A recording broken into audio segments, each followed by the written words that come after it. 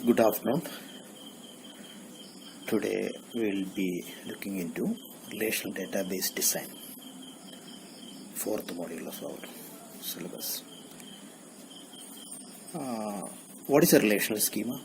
Relation schema is set of attributes.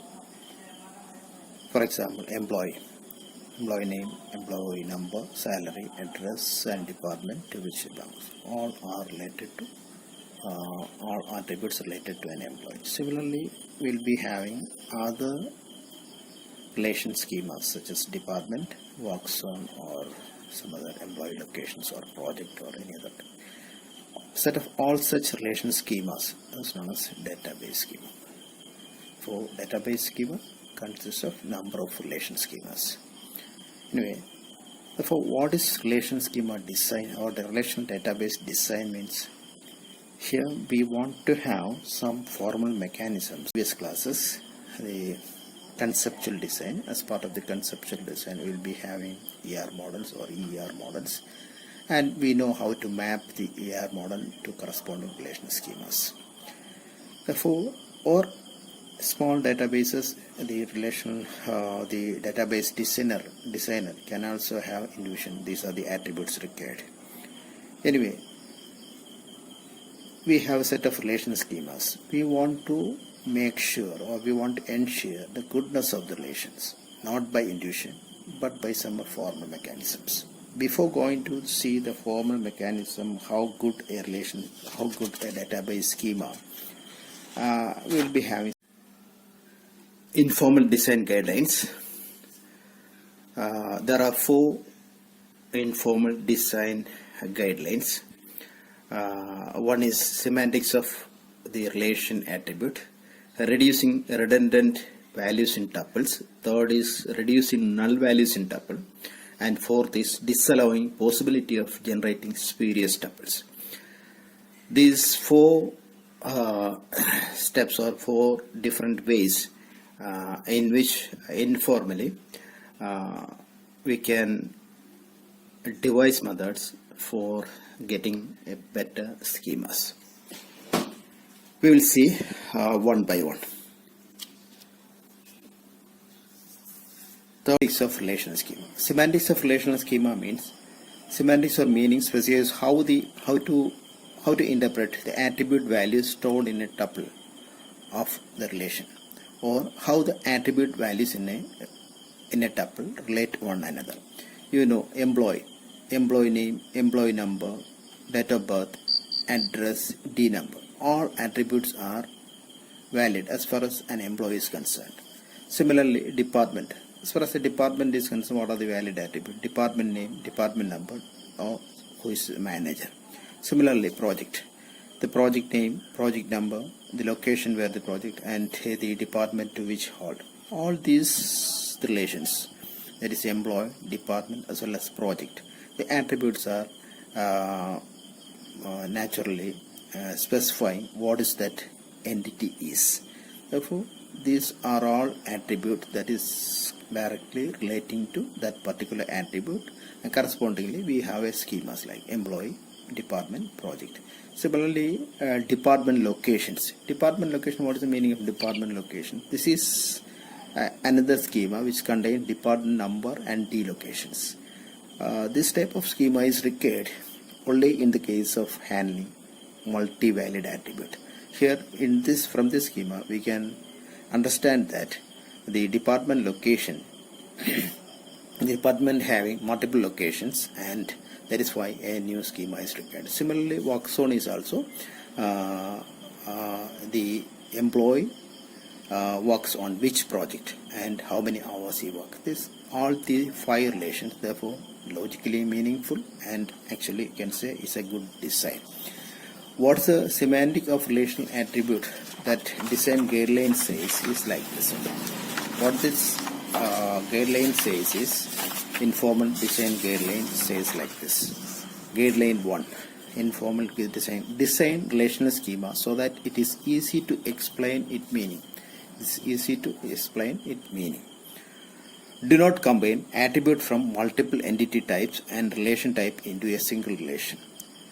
Therefore, in our previous example, all the schema that we have seen are valid. Now we will see,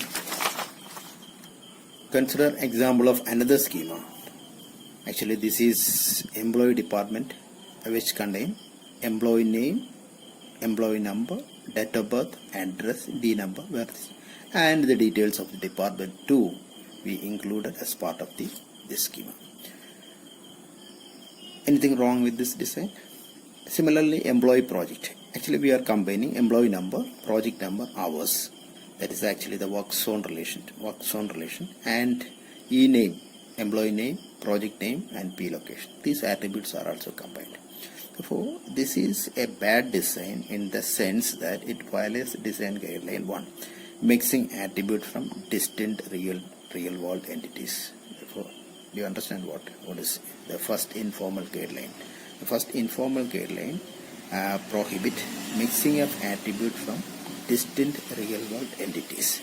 In that sense, employee department as well as employee projects are bad schemas. Our previous example is good ones. Okay. Now we consider the first one is semantics of relational schema. The first guideline we have already seen. Semantically it should be meaningful. Second one is, and also it should not mix different attributes of different real world entities together. That is what the semantics of relational schema means. Second guideline is reducing redundant values in tuples. What do you mean by reducing redundant values in tuples? Again we will see this example. Again we will look into this example. Employee department. Here this example, employee department, employee name, employee number, date of birth, address, D number, and D name and department, D manager number. These are the attributes. What is wrong with this one? The difficulty with this design is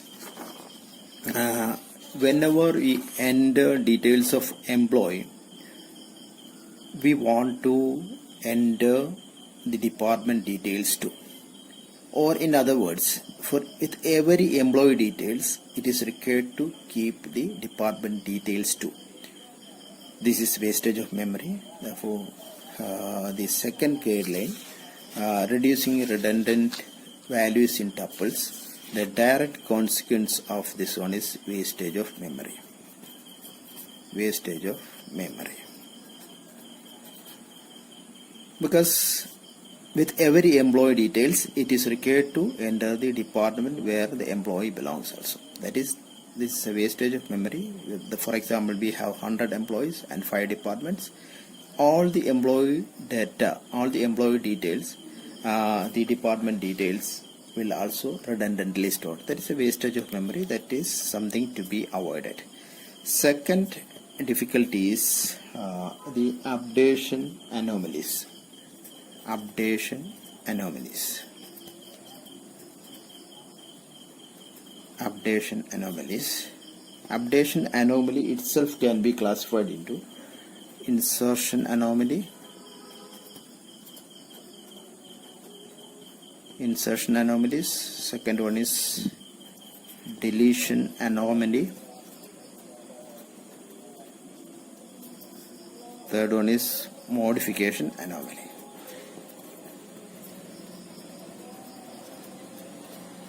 Modification anomalies. These three. Therefore, wastage of memory is one thing.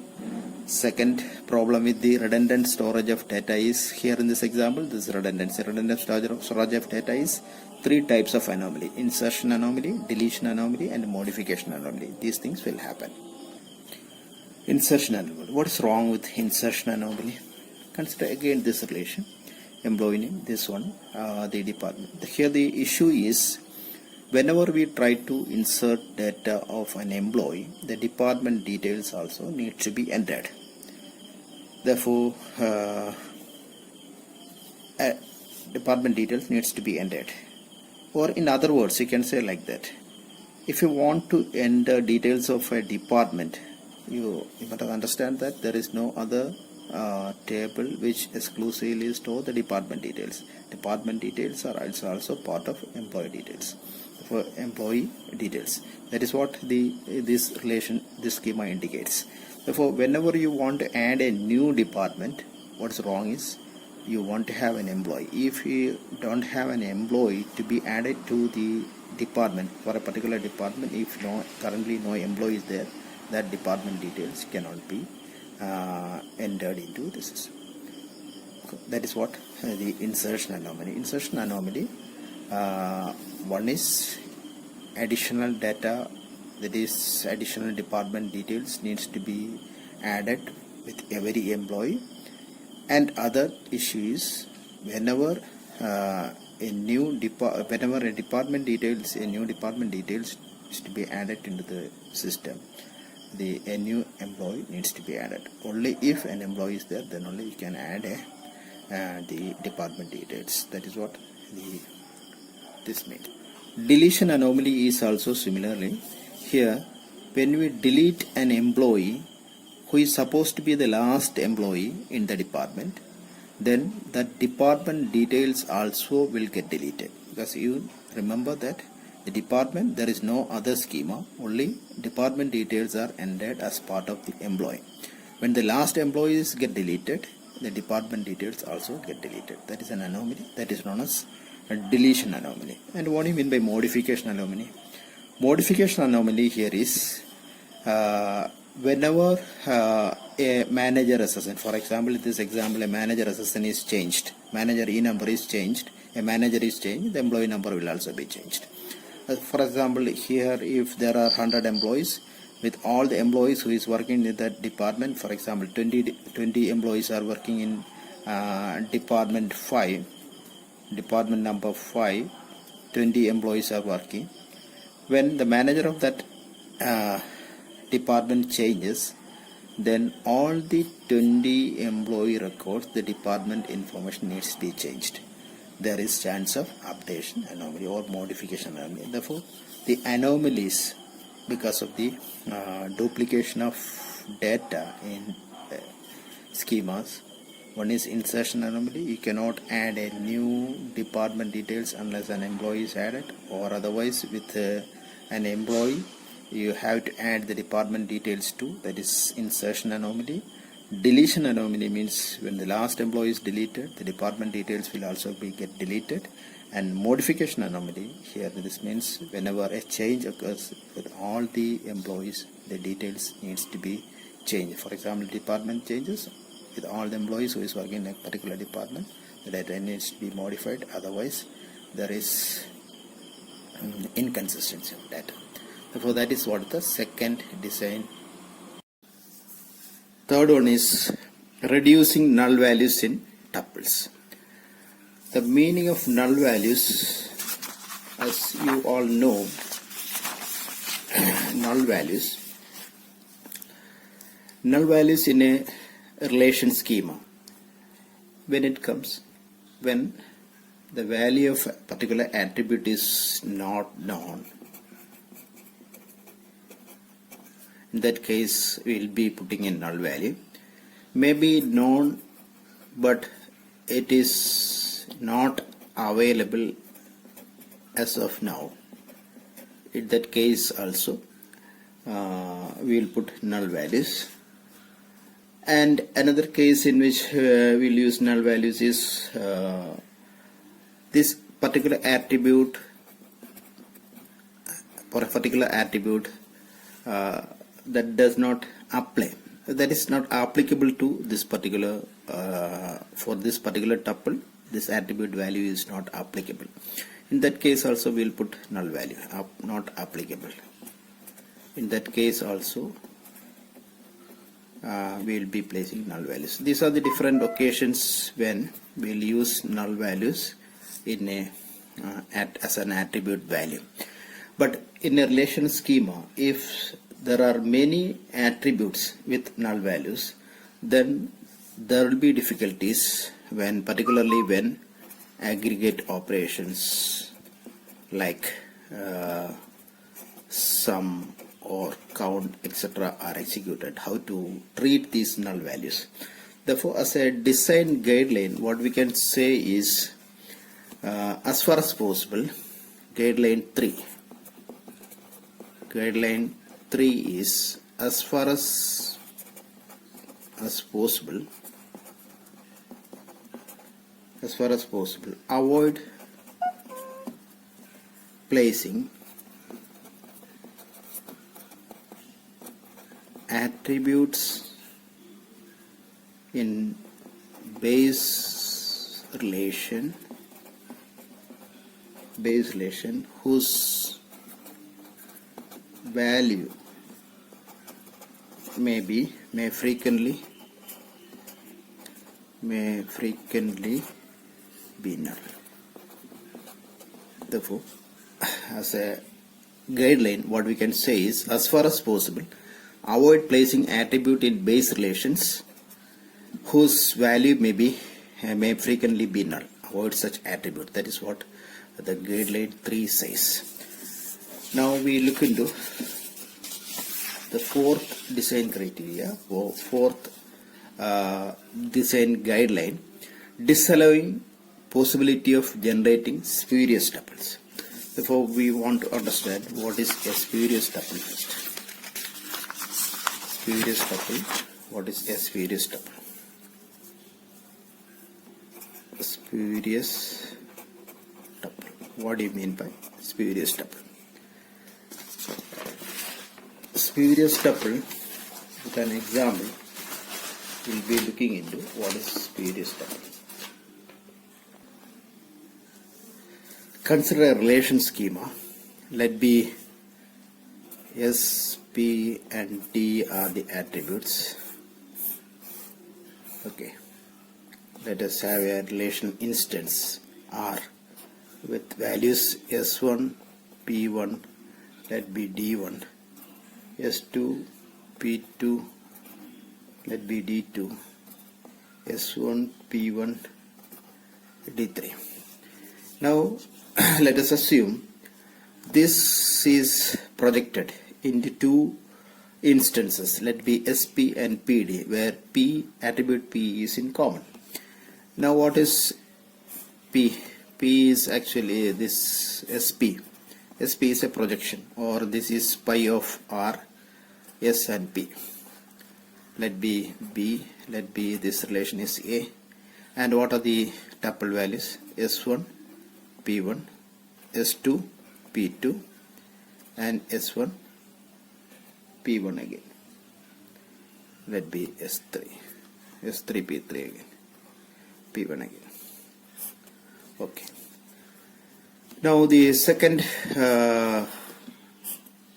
relation instant, let be C, that is pi of R, P and D.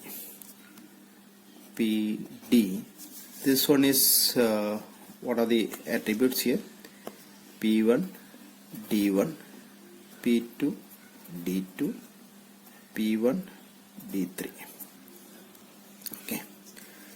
Now, if I take the intersection natural join of this one, pi of R, SP, natural join, pi of R, P, D, then what is the natural join? Here the attribute in common is P. If the attribute common is P, and if you take the natural join, again you will get SPD relations with SP and D. What are the attributes? S1, P1, D1, S1, P1 and there is D1. Then S1, P1, D3, S1, P1, D3. Then what about S2, P2, D2, S2, P2, D2, then S3, P1, D1, S3, P1, D1, then S3, P1, D3, S3, P1, D3. These are there. And compare these two relations. You can see that here there were only three tuples, these three, S1, P1, D1, S2, P2, D2, S3, P1, D3. What about these two tuples? These two tuples are actually generated in addition to what was originally in the first relation. Therefore, what the design guideline is, these are known as spurious tuple. Which one? These additionally generated tuples are known as spurious tuple. Therefore, what the design guideline says like that: design a relational schema. Design a relation schema so that they can be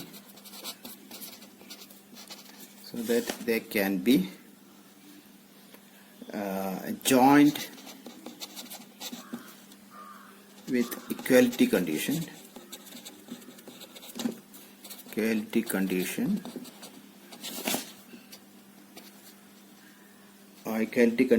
on attribute that are either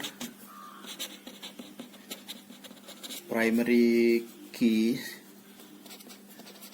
or foreign keys in a way that generate no spurious tuple. Therefore, design relational schema so that they can be joined.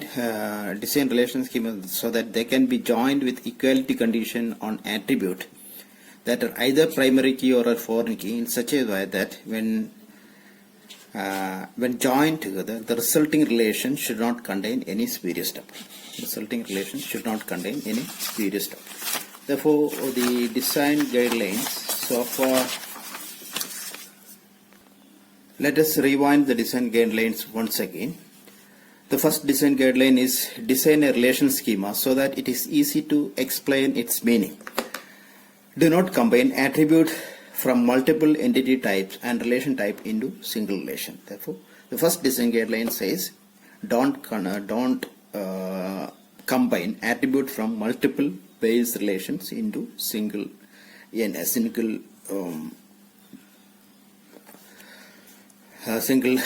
relation schema. Multiple entity types. Therefore, first design criteria says like that. Guideline is design a relational schema so that it is easy to explain its meaning. Do not combine attribute from multiple entity types and relation types into a single relation. It says like that. That is, you should not combine together attribute from. Criteria says like that. Guideline is design a relational schema so that it is easy to explain its meaning. Do not combine attribute from multiple entity types and relation types into a single relation. It says like that. That is, you should not combine together attribute from multiple entity types into a single relation schema. Second one is design base relation schema so that no insertion, updation, deletion anomalies in relation. That is, whenever a relation schema contains redundant attribute values, that definitely results in insertion, deletion as well as updation anomalies. Therefore, redundancy, that is the second guideline, is about the redundancy of data.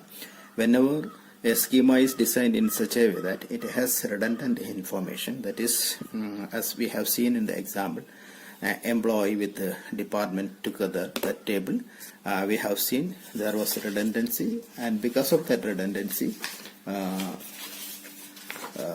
this issue, insertion, deletion as well as updation anomaly arises. Third guideline is avoid null values. Attributes which will be having null values. Attribute with null values maximum as possible. Avoid attribute whose values supposed to be null. Such attributes should be avoided. As far as possible, avoid placing attribute in base relation whose values may frequently be null. Fourth design guideline is so that when joined together on equality condition on the primary key or foreign key, the resulting relation should not contain any spurious tuple. These are the design criteria, 4 design criteria that we already see. Okay.